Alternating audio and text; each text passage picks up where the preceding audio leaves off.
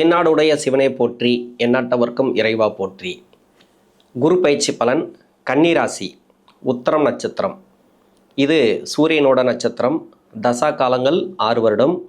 உத்தரம் நட்சத்திரம் கன்னிராசியில் 2, 3, 4 பாதங்கள் மட்டும்தான். அதனால் தசாபுத்தி இருப்புகள் என்னோட கணக்குப்படி நான் 3 வருடம் கணக்கில் எடுத்துக்கிறேன்.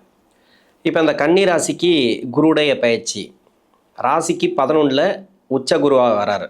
அதான் லாபஸ்தானத்துக்கு குரு பகவான் வரார். 4 குடைவன் 7ஆம் அதிபதினு சொல்லக்கூடியவர். இந்த குரு பயிற்சி கன்னிராசிக்கு எப்படி இருக்கும்? இதில் தசாபுத்தி ரீதியாக ஒவ்வொரு வயதுக்காரர்களுக்கும் உங்களுக்கு என்ன தசை நடக்குதோ அந்த தசைக்கு இந்த குரு பகவான் என்ன பலன்களை கொடுப்பார். ஏன்னா ஒவ்வொருத்தருக்கு ஒவ்வொரு வயசில் இருப்பீங்க. அந்த வயசுக்கு ஒவ்வொரு தசை நடக்கும். ஒவ்வொருத்தருக்கும் ஒவ்வொரு இடத்துல இருந்து தசை நடத்தும். எல்லாருக்கும் ஒரே இடத்துலேருந்து தசை நடத்தாது. தசா நடத்தக்கூடிய கிரகம், அந்த தசா நடத்தக்கூடிய கிரகத்துக்கு புத்தி நடத்தக்கூடிய கிரகம் எப்படி இருக்கும்? இப்போ குரு பயிற்சி அப்படிங்கிறது குரு உச்சமாகிறார், உச்ச வீட்டுக்கு வரார், லாபஸ்தானத்துக்கு. இந்த வீட்டுக்கு, அதாவது இந்த கன்னி ராசிக்கு பாதகாதிபதினு சொல்லக்கூடியவர். கெடுபலன்களை அந்த அளவுக்கு செய்ய மாட்டார். ஏன்னா முழுமையான சுபகிரகம் சொல்லக்கூடிய கிரகம். எப்பவுமே ஒரு கோச்சாரத்தில் ஒரு கிரகம் உச்ச வீட்டுக்கு வருது அப்படின்னாக்கா அது பாதகாதிபதியாக இருந்தால் பாதகத்தை தருமா அப்படின்னாக்கா அந்த அளவுக்கு பாதகத்தை தராது, அதாவது கஷ்டங்களை கொடுக்காது.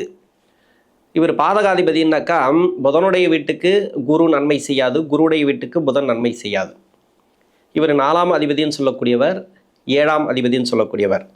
மெயினாக பார்த்தீங்கன்னாக்கா முழுமையாகவே சுபகிரகம். இந்த நவகிரகங்களில் சுபகிரகம். அவருக்கு உண்டான நல்ல பலன்களையும் கொடுக்கணும், தசைக்கு உண்டான பலன்களையும் கொடுக்கணும். இப்போ தசா புத்தி அப்படிங்கிறது கொஞ்சம் பிரச்சனையில் இருக்குது, நிறைய கஷ்டப்பட்டுன்னு வரீங்க அப்படின்னாக்கா இப்போ குரு என்ன பண்ணும், அவர் எப்படி உங்களுக்கு சப்போர்ட் பண்ணுவார் அப்படி தான் நம்ம பார்க்கணும். அதை ராசிக்கு குருவுடைய பார்வை பலமாக விழுது. இப்போ 3ஆம் இடத்துக்கு விழுது, 5ஆம் இடத்துக்கு குருவுடைய பார்வை இருக்குது, அதே 7ஆம் இடத்துக்கு குருவுடைய பார்வை இருக்குது. தசாபுத்தி ரீதியாக பார்த்தாமானால் உத்தரம் நட்சத்திரம் நான் 3 வருடம் தசாபுத்தி எடுத்திருக்கேன். 3 வயசுக்கு பிறகு 10 வருடங்கள் சந்திர தசை. அப்போ 13 வயசு வரைக்கும் சந்திர தசை வந்துடும். 20 வயசு வரைக்கும் செவ்வாய் தசை. அதான் 13 + 7 20. செவ்வாய் படிக்கிற காலகட்டத்தில் எப்படி இருக்கும்? ஒரு சில காலமாக இந்த சனி பகவானுடைய நகர்வுகள் 2023 நிறைய படிப்பு சார்ந்து உங்களுக்கு டிஸ்டர்பை கொடுத்துருக்கு. 6ஆம் இடத்துக்கு சனி பகவான் வந்த பிறகு தசை சரியில்லைன்னா கொடுத்துருக்கும். அதுலேயும் பார்த்தீங்கன்னாக்கா மறைமுகத்தில் இருந்து தசை பண்ணால், இந்த செவ்வாய் அப்படிங்கிறது யோகாதிபதி கிடையாது இந்த ராசிக்கு.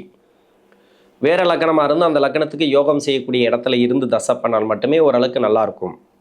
இருந்தாலும் இந்த இளம் வயசில் வரக்கூடிய தசை, செவ்வாய் தசை இருக்கு இல்லையா, அவ்வளோ கஷ்டத்தெல்லாம் அது கொடுக்காது. ஏன் கொடுக்காது அப்படின்னாக்கா உங்களுக்குன்னு ஒரு பாதுகாப்பு இருக்கும். அப்பா அம்மாவுடைய வட்டத்தில் இருப்பீங்க, அவங்களோட அரவணைப்பில் இருப்பீங்க. அதனால் பாதுகாப்புன்னு ஒன்று இருக்கும். மெயினாக பார்த்தீங்கன்னா ரொம்ப, அதாவது ராகு கேதுவோடு சேர்ந்து அசுப கிரக சேர்க்கை இல்லைனா அந்த நட்சத்திரம் ஏறி இருந்தால் மட்டும்தான் அது நிறைய பிரச்சனைகளை கொடுத்துருக்கும். மற்றபடி பார்த்தீங்கன்னாக்கா அந்த செவ்வாய் தசை அவ்வளோ கெடுக்காது. ராசிக்கு 8ஆம் அதிபதினு சொல்லக்கூடியவர் 3 குடைய கிரகம். அஷ்டமாதிபதி தசை சின்ன வயசுலேயே போயிடுறது நல்லது. இது அப்பா அம்மாவுக்கு உடல்நல தொந்தரவுகளை கொடுத்துருக்கலாம், மருத்துவ செலவுகள் கொடுத்துருக்கலாம். அதெல்லாம் இப்போ கம்மியாகும். சகோதர பாவத்தில் பிரச்சனைகள் இருக்கலாம், அதெல்லாம் இப்போ கம்மியாகும். எல்லாமே உங்களுக்கு கிளியர் ஆகும். சொத்து பத்து ரீதியாக பிரச்சனைகள் எதனா இருந்துச்சுன்னா, வீட்டில் இடம் சார்ந்த பிரச்சனைகள் இருந்துச்சுன்னா இப்போ கிளியர் ஆகும். அதாவது இந்த குருவோட பார்வை உங்களுக்கு நிவர்த்தி பண்ணி கொடுக்கும். அது இப்போ வீடு கட்டுறதோ இடம் வாங்குறதோ அது மாதிரி அப்பா அம்மாவுக்கு ஒரு நல்ல யோகத்தை கொடுக்கக்கூடிய டைம். என்னதான் இருந்தாலும் படிக்கிற காலகட்டம் அப்படிங்கிறது ரொம்ப ரொம்ப முக்கியமான காலகட்டம்.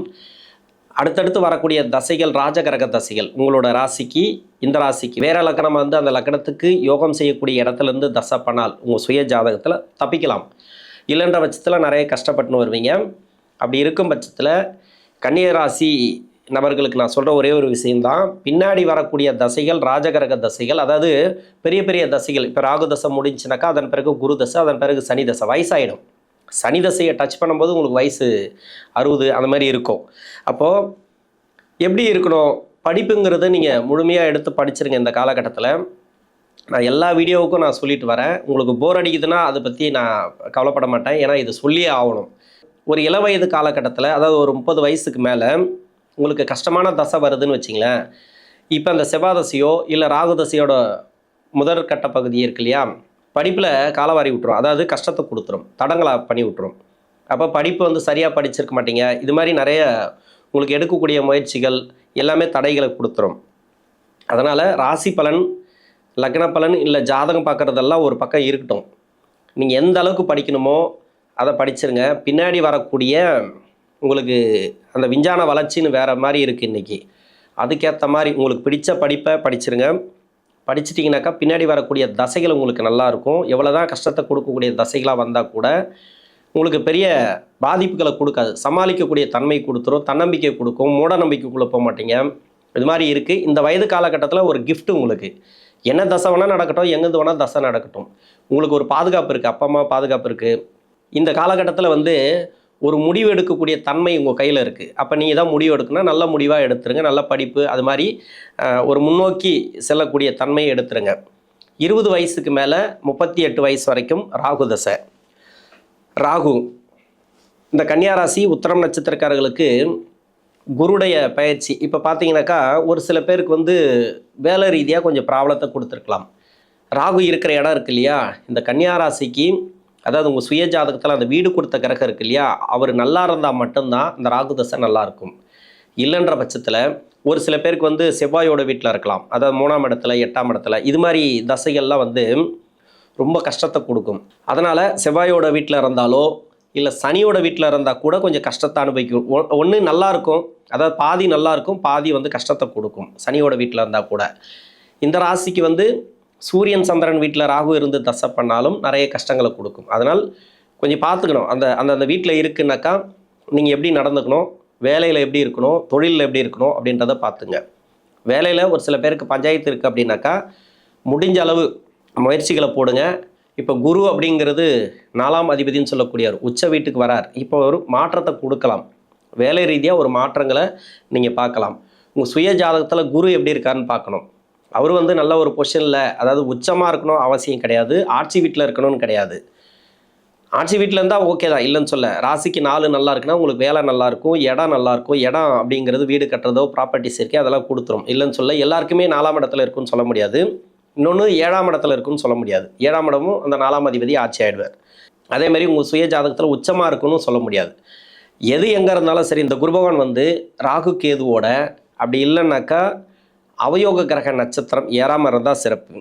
சுபகிரக நட்சத்திரத்தில் இருக்கணும். அதாவது ராசிக்கு யோகாதிபதினு சொல்லக்கூடியவரோட நட்சத்திரம், லக்னத்துக்கு வந்து யோகம் செய்யக்கூடிய நட்சத்திரத்தில் இந்த குரு பகவான் இருந்தால், இல்லை லக்னத்துக்கு யோகராக வந்துட்டால் சிறப்பு. பொதுவாக இது குரு உங்கள் சுய ஜாதகத்தில். அதேமாதிரி ராகுவும் அதேமாதிரி இருந்திருந்தால் இப்போ வேலை மாற்றத்தை நீங்கள் பார்க்கலாம். ராகு வந்து இப்போ 6ஆம் இடத்துல இருக்கார். உங்கள் சுய ஜாதகத்தில் விட இப்போ 6ஆம் இடத்துல வந்து ராகு இருக்கார். இப்போ ராகு அப்படி சொல்லக்கூடாது. ராகு தசை நடக்கக்கூடிய நபர்களுக்கு உங்கள் சுய ஜாதகத்தை பார்த்தா தான் சொல்ல முடியும். வேலை ரீதியாக முயற்சி பண்ணுறவங்களுக்கு இப்போ வேலை நல்லாயிருக்கும். 4ஆம் அதிபதி உச்சமாகிறதுனால வேலை நல்லாயிருக்கும். அதே மாதிரி அந்த உச்ச வீட்டுக்கு வந்து வக்கரமாகும்போது கொஞ்சம் பார்த்துக்கணும். அந்த வேலை ரீதியாக கொஞ்சம் தடை தாமதங்களை கொடுக்கும், வேலையில் கொஞ்சம் பிரச்சனைகளை கொடுக்கும். இப்போ இல்லை, இந்த வருஷம் கடைசி 2026 கடைசி 2027 ஆரம்ப காலகட்டத்தில் இந்த குரு கேது இணைவு வரும். ராசிக்கு 11ஆம் இடத்துல அந்த குரு கேது இணைவு, அதாவது ராகு கேது பயிற்சிக்கு பிறகு குருவோட போய் இணைவார் கேது. அந்த டைமெல்லாம் கொஞ்சம் ப்ராப்ளத்தை கொடுக்கும், கொஞ்சம் பார்த்துக்கணும். அதாவது வேலை ரீதியாக இது வந்து பொது இல்லை, இந்த ராகு தசைக்கு குருவுடைய பயிற்சிக்கு. இன்னொன்று பார்த்தீங்கன்னாக்கா தொழில் ரீதியாக பெரிய முதலீடுகளை தவிர்ப்பது நல்லது. 7ஆம் இடத்துல சனி இருக்குது. உங்களுக்கு வந்து சனி பகவான் 6ஆம் இடத்துல வந்த பிறகே நிறைய ப்ராப்ளத்தை கொடுத்துருக்கலாம். ராகு உங்கள் சுய ஜாதகத்தில் அவயோகம் செய்யக்கூடிய வீட்டில் இருந்தாலும் சரி, யோகம் செய்யக்கூடிய வீட்டில் இருந்தால் ஓரளவுக்கு தப்பிக்கலாம். யோகம் செய்யக்கூடிய வீடுனாக்கா சனியோட வீட்டில் கூட 50-50 தான் சொல்லியிருக்கிறேன். சுக்கிரனோட வீடு, புதனோட வீடு. மற்றபடி சூரியன் சந்திரன் செவ்வாய் இவங்களோட வீட்டில் இருந்தாலும் சரி, குரு வீட்டில் இருந்தால் ஓரளவுக்கு பரவாயில்ல. ஓரளவுக்கு தான் சொல்ல முடியாது கூட. சூரியன் சந்திரன் செவ்வாய் வீட்டில் இருந்தால் ரொம்ப கவனமாக தொழில் பண்ணுங்கள். ஏன்னா குரு பயிற்சிங்கிறது உங்களுக்கு நல்லது பண்ணும், இல்லைன்னு சொல்ல. நீங்கள் எதிர்பார்த்துட்டு இருப்பீங்க, ஒரு கடன் பிரச்சனை தீரும்னு எதிர்பார்த்துட்டு இருப்பீங்க. அந்த கடன் பிரச்சனை தீர்றதுக்கு ரொம்ப கஷ்டப்படுவீங்க.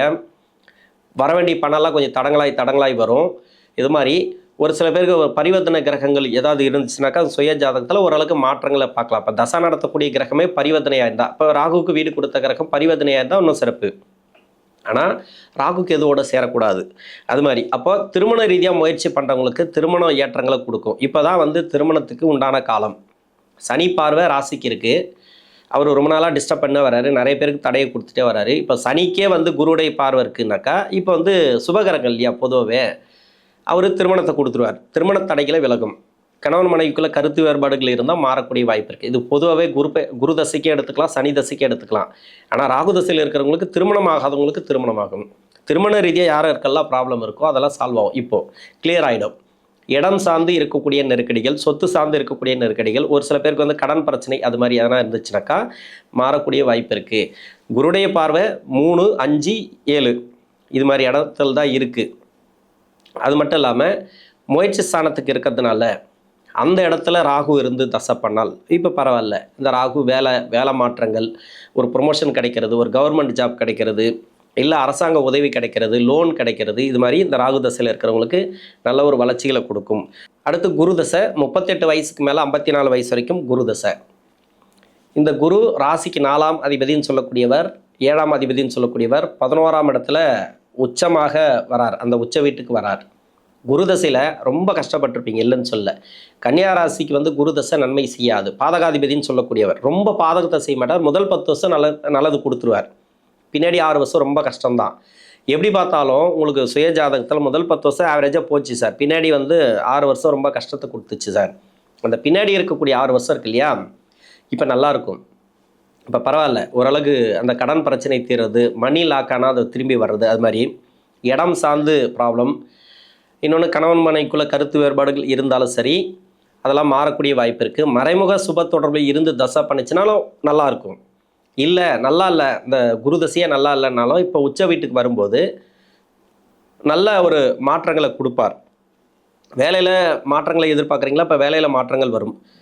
தொழிலில் மாற்றத்தை எதிர்பார்க்குறீங்களா, மாற்றம் வரும். ஆனால் தொழில் மாற்றாதீங்க, ஏன்னா 7ஆம் இடத்துல சனி இருக்குது. அடுத்து அஷ்டம சனி. 2023க்கு மேலே உங்களுக்கு சரியில்லை, எனக்கு வந்து 2023 தான் கொஞ்சம் ப்ராப்ளம் இருக்குது அப்படின்னாக்கா அஷ்டம சனி விலகிற வரைக்கும் கொஞ்சம் கவனமாக நீங்கள் தொழில் பண்ணுங்கள். வேலையில் கூட கொஞ்சம் உஷாராக இருங்க. வேலையில் வாக்குவாதங்களை தவிர்ப்பது நல்லது. எந்த தசையாக இருந்தாலும் சரி.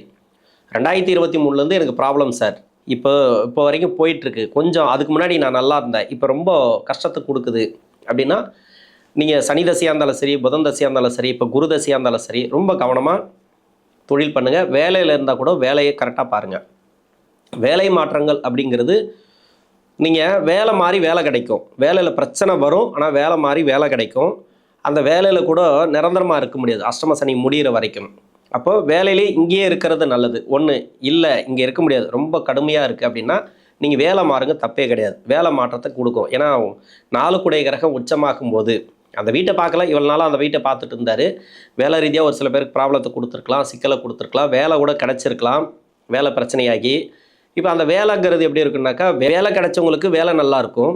இப்போ வேலை பிரச்சனைகளில் போயிட்டுருக்கிறவங்களுக்கு வேலை மாதிரி வேலை கிடைக்கலாம். அப்படி இல்லைனாக்கா வேலை பிரச்சனைகள் தீரலாம். அது மாதிரி கணவன் மனைவிக்குள்ளே ஒற்றுமை இல்லாமல் இருந்தீங்கனாக்கா அதெல்லாம் மாறும். ஒருத்தருக்குள்ளே ஒருத்தர் பேசாமல் இருக்கிறது, இன்னொன்று ஒரே வீட்டில் இருப்பாங்க, ரொம்ப நாளாக பேசாமல் இருப்பாங்க, அது மாதிரி ரொம்ப நிம்மதி இல்லாத சூழ்நிலாம் இருக்குது இல்லையா. ஒருத்தருக்கு ஒருத்தர் இப்போ சப்போர்ட் கிடைக்கும்.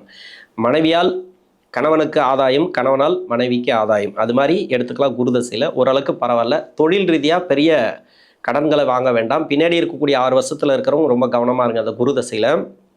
அது வயசுனாக்கா 54 சொல்லியிருக்கு இல்லையா, 48 to 54 அப்படி வரும் உத்திரம் நட்சத்திரக்காரர்களுக்கு. ஒரு வருஷம் முன்ன பின்ன வரலாம். தொழில் ரீதியாக மட்டுமே கொஞ்சம் கவனமாக இருக்கிறது நல்லது. நல்லபடியாக போயிட்டுருக்குன்னா போயிட்டுருக்கட்டும். புதிய முதலீடோ இல்லை வேறு யாரை நம்புறதோ, வேறு யாரை நம்பி பணம் கொடுக்குறதோ இது வேண்டாம். 54 வயசுக்கு மேலே 73 வயசு வரைக்கும் சனி தசை.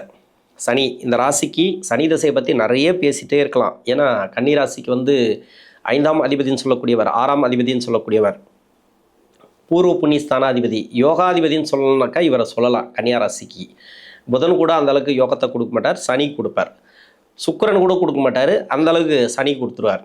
சனிக்கு பிடிச்ச ராசி அப்படின்னு சொல்லலாம்.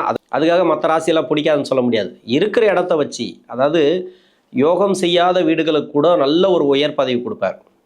அது மாதிரி இருக்கும் கர்மா. அதாவது உங்கள் சுய ஜாதகத்தில் சனி உக்காஞ்ச இடம்.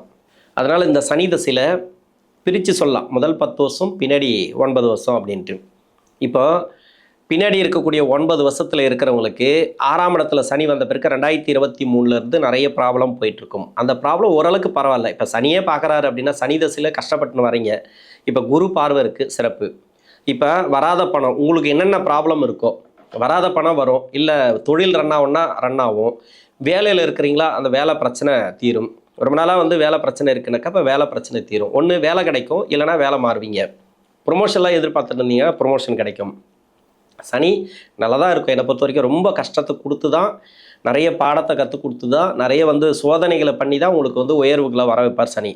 பின்னாடி இருக்கக்கூடிய 9 வருஷத்தில் இருக்கிறவங்க ரொம்ப கவனமாக இருங்க. முன்னாடி இருக்கக்கூடிய 10 வருஷத்தில் இருக்கிறீங்க இல்லையா, அவங்களுக்கு உங்கள் சுய ஜாதகத்தில் வந்து சனி பலவீனமாக இருந்தால் மட்டும்தான் அந்த 10 வருஷத்தில் இருக்கிறவங்க ரொம்ப கஷ்டத்தை அனுபவிச்சுட்டு வருவீங்க. மற்றபடி எனக்கு தெரிஞ்சு முதல் 10 வருஷம் நன்மை செஞ்சிடும் சனி. இல்லை சார், அந்த சனி தசை ஆரம்பிச்சதுலேருந்தே எனக்கு சரியில்லை, அப்போ வந்து ஒன்று வக்கரமாக இருக்கும், இல்லை மறைவு சாணங்கள் இருக்கும். மறைவு சாணத்தில் இருக்கக்கூடிய சனி வந்து ஒரு எம்ப்ளாய்க்கு நல்லா இருக்கும், ஆனால் வந்து தொழில் செய்கிறவங்களுக்கோ இல்லை வந்து பொது வாழ்க்கையில் இருக்கிறவங்களுக்கோ நிறைய கஷ்டத்தை கொடுக்கும். அதனால் கொஞ்சம் கவனமாக இருக்கணும் இந்த காலகட்டம் அப்படின்றது. எங்கே இருந்தாலும் சரி, மறையக்கூடாது. சனி பகவான் வந்து மறைஞ்சி உங்களுக்கு தசை நடத்தக்கூடாது. அதனால் கொஞ்சம் கவனமாக பண்ணுறது நல்லது. கணவன் மனைவிக்குள்ளே கருத்து வேறுபாடுகள் வந்தால் கொஞ்சம் எல்லாத்தையுமே சைலண்டாக போயிடணும், அவ்வளோதான். அடுத்து வந்து புதன் தசை 73 வயசுக்கு மேலே 90 வயசு வரைக்கும் புதன். இந்த ராசிக்கு 10 கூடையவன். புதன் தசை நல்லா இருக்குன்னு சொல்லிடலாம். டோட்டலாகவே வந்து இந்த குரு பயிற்சிக்கு அவ்வளோ சிறப்பு. குரு பார்வை சனிக்கு இருக்குது. 7ஆம் இடத்துல வந்து உடல்நலம் சம்மந்தப்பட்ட பிரச்சனைகள் வந்திருக்கும். இன்னொன்று கணவன் மனைவிக்குள்ளே கருத்து வேறுபாடுகள், இல்லைனா குடும்ப வாழ்க்கையில் வந்து நிறைய நெருக்கடிகள், சுப விசேஷம் வந்து வீட்டுக்கு கூடி வராமல் இருக்கிறது. இப்போ 7ஆம் இடத்துக்கு குருவுடைய பார்வை இருக்குது அப்படின்னாக்கா சுப விசேஷம் கூடி வரும். உங்கள் வீட்டில் யாருக்காவது திருமணம் பண்ணணும்னு நினச்சிருப்பீங்க, பண்ணலாம், இப்போ கூடி வந்துடும். இடம் வாங்குறதோ இல்லை இடம் சார்ந்த பிரச்சனை, சொத்து சம்மந்தமான பிரச்சனை இந்த புதன் தசையில், இது மாதிரி தொழில் சார்ந்த பிரச்சனை, இது எல்லாமே இந்த குரு பயிற்சிக்கு நல்ல ஒரு மாற்றங்களை கொடுக்கும். இந்த கன்னியா ராசியில் இருக்கக்கூடிய உத்திரம் நட்சத்திரக்காரர்களுக்கு தசாபுத்தி ரீதியாக குருடைய பயிற்சி அப்படிங்கிறது சிறப்பு. நன்றி.